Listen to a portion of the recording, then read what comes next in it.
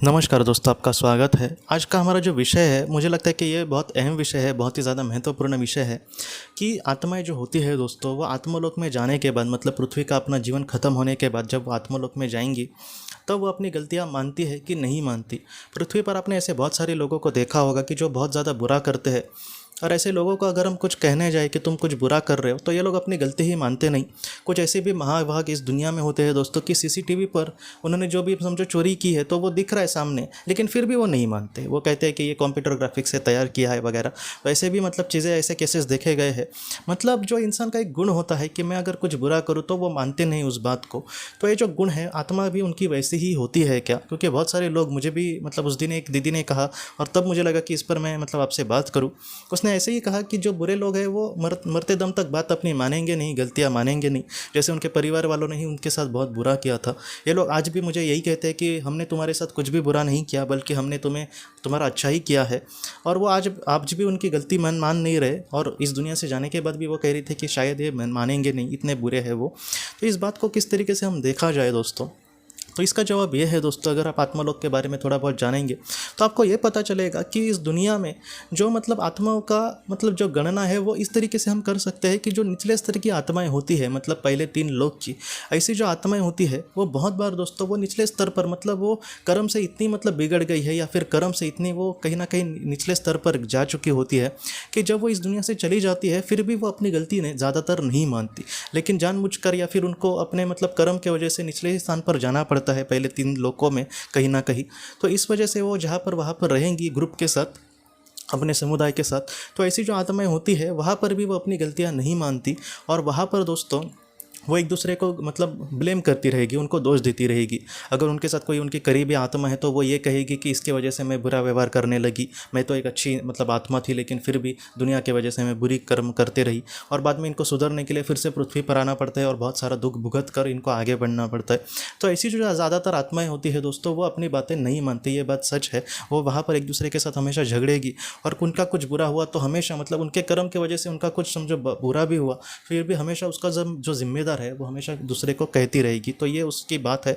लेकिन जो दूसरे मतलब लेवल की जो आत्मा होती है दोस्तों, जैसे चौथे लोक से लेकर छठे या फिर 7वें लोक तक, ऐसी जो आत्माएं होती है वो आराम से पृथ्वी पर, अगर कुछ ऐसी आत्माएं कुछ बुरा करती है कर्म, तो वो आराम से वहाँ पर जाकर अपनी जो गलती है वो दिल से मानती है दोस्तों। क्योंकि बहुत सारे ऐसे केसेस में देखा है हमने, बहुत सारे एनडी के केसेस में भी देखा है कि कोई एक आत्मा है, कोई एक इंसान है पृथ्वी पर, वो थोड़ा सा इतना अच्छा इंसान नहीं था, लेकिन जब उसको एनडी हुआ और उसको उस दुनिया में जब वो चला गया और उसको बड़ी आत्माओं ने कहा कि तुम कुछ अपने जीवन में बुरा कर रहे हो, तो इन्होंने माना कि हाँ मैं बुरा कर रहा हूँ, लेकिन मैं अब सुधरने की कोशिश करूँगा।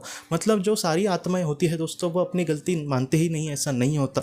अगर चौथे लोग की एकदम अच्छी भी आत्माएं हम नहीं कह सकते, वो एक नॉर्मल आत्मा है। 5वें लोग की अच्छी हम कह सकते हैं, छठे लोग की बहुत अच्छी, और बाद में 7वें लोग की तो एकदम पवित्र आत्माएं होंगी।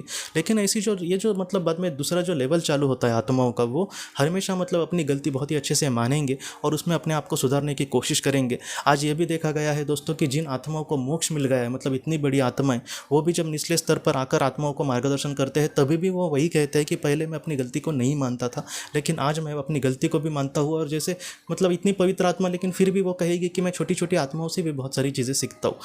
मतलब मैं आपको उदाहरण के लिए कहता हूँ कि जैसे संत लोग, वो ऐसा नहीं कहेंगे कि मेरे पास ज्ञान का भंडार है तो मैं किसी से क्या सीखूं, छोटी छोटी चीज़ों से भी वो बहुत कुछ सीखते थे। जैसे मतलब भगवान दत्तात्रेय जी, उन्होंने भी कहा है कि मैं मतलब बहुत सारी चीज़ों से, जैसे कुछ प्राणियों को भी उन्होंने अपना गुरु बना लिया था क्योंकि इस प्राणी से, इस पंछी से मैं ये सारी चीज़ें सीखाऊँ। मतलब बड़े लोगों का यही गुणधर्म होता है दोस्तों कि अपने पास सब कुछ होकर भी वो छोटी से छोटी चीज़ से भी कुछ सीखेंगे और उसकी स्तुति करेंगे, अपनी स्तुति नहीं करेंगे। तो इस तरीके से ये सारी चीज़ें होती है दोस्तों। इसलिए जो ऐसी नॉर्मल सी आत्माएं होती है, मैं आपका एक दूसरा भी उदाहरण देता हूँ। एक इंसान था और उसके जो पिताजी थे, उसने उनके साथ बहुत ही ज़्यादा बुरा व्यवहार किया था, और इस लड़के को बहुत ही ज़्यादा उनके मतलब बुरे रिश्ते थे। बाद में ये जब सज्ञान हो गया, मतलब बड़ा हो गया 18-19 साल का, तभी अपनी जॉब भी करके करके उसने घर छोड़ दिया, और बाद में उसने अपने पिताजी के पास ध्यान ही नहीं दिया। और उसके पिताजी भी एक बुरे ही इंसान थे, उन्होंने बहुत बुरा किया था अपने बेटे के साथ, उसको मारते थे, पीटते थे, कभी भी उसके बारे में उन्होंने सोचा नहीं। और बाद में उनकी ज़िंदगी बाद में पहले ख़त्म हो गई, और बाद में कुछ सालों के बाद ये भी जब इस दुनिया से चला गया, तब उसके जो पिताजी थे उन्होंने मतलब उसकी बातें मानी कि हाँ मेरी गलती हुई थी, मुझे सच में माफ़ कर देना, एक पिता के रूप में मैंने तुम्हारे साथ बहुत ही ज़्यादा बुरा किया। तो इस तरीके से ऐसा मतलब बातें हैं दोस्तों।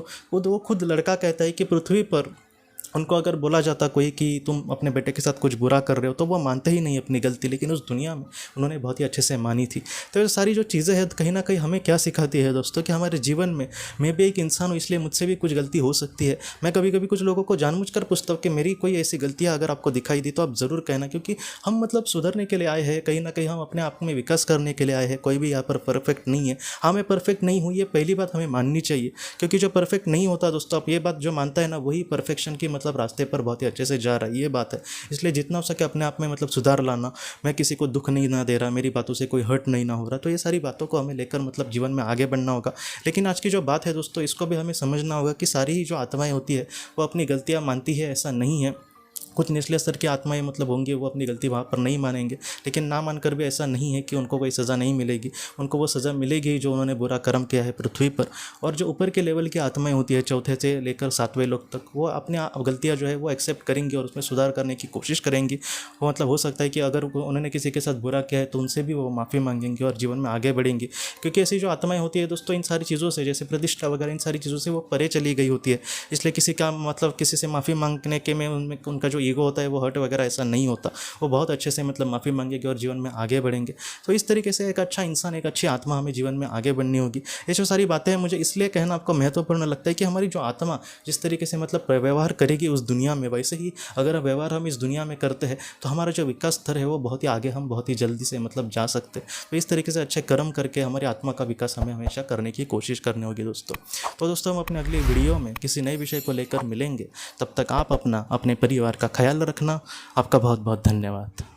ज़िंदगी की रोशनी ये एक कंसल्टेंसी है जो ऐसे लोगों को मदद करने की कोशिश करती है जिन्होंने किसी अपने को खोया है, या फिर जो लोग अपने जीवन में बहुत ही ज़्यादा दुखी है। जो लोग इस संस्था के साथ जुड़ते हैं उन्हें पास्ट लाइफ रिग्रेशन की ऑडियोज़ भेजी जाएगी, जिससे घर बैठे वह पास्ट लाइफ रिग्रेशन का अभ्यास कर सकते हैं। और उन्हें 5 मेडिटेशन ध्यान की भी ऑडियोज़ भेजी जाएगी। और इसके साथ साथ उन्हें PDF किताबें भेजी जाएंगी जो हिंदी और अंग्रेज़ी में है, जो मोबाइल पर या फिर लैपटॉप पर आप उसे पढ़ सकते हैं। और 10 ऑडियो बुक्स भी आपको भेजी जाएंगी। तो दोस्तों, अगर आप इस संस्था के साथ जुड़ना चाहते हैं तो कृपया इस नंबर पे व्हाट्सएप मैसेज करें। आपका बहुत बहुत धन्यवाद।